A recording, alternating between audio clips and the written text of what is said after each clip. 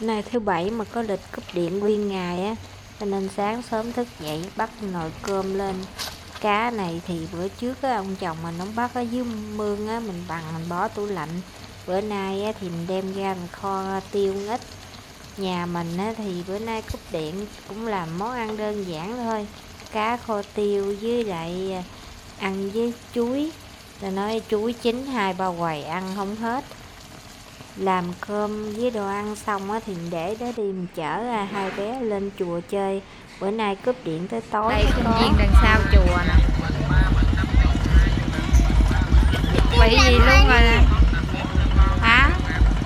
Con chim nó nằm ở kìa.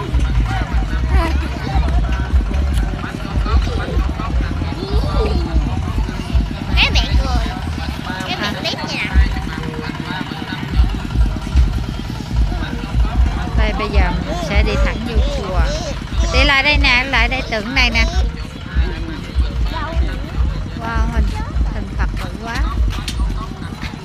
Em không có mỏi chân. Chị chạy mới mỏi chân. Đây. Bên đây tượng gì nè. Đây có mấy cây dù.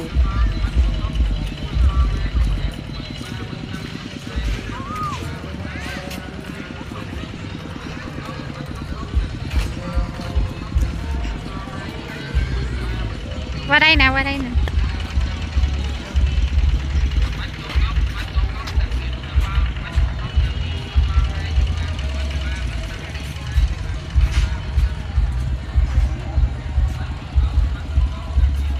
Đây là cảnh sau chùa, có ao sen. Xung quanh đây người ta bán nhiều lắm luôn. Đây, đây có tượng Phật nó cao.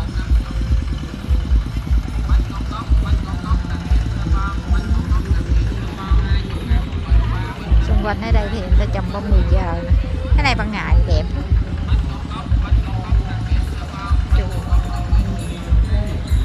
Giờ mình sẽ đi vô trong chính điện nha. Con thấy cái đồ gì vậy? Ăn ơi. Dính tay mẹ nè, dính tay mẹ. Bây giờ mình sẽ đi lên chánh điện. Nãy con thấy một dáng đục gà nhóc ở chỗ.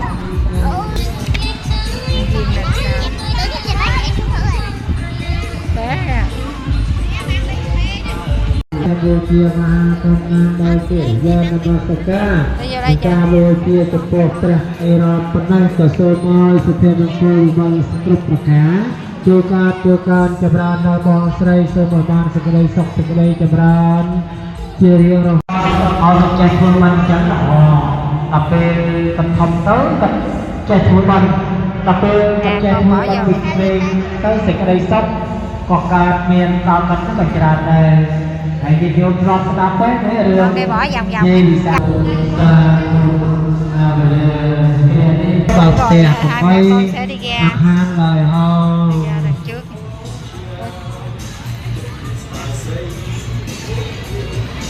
mà đi có cây hà đây cây ta có Đồ bán kìa.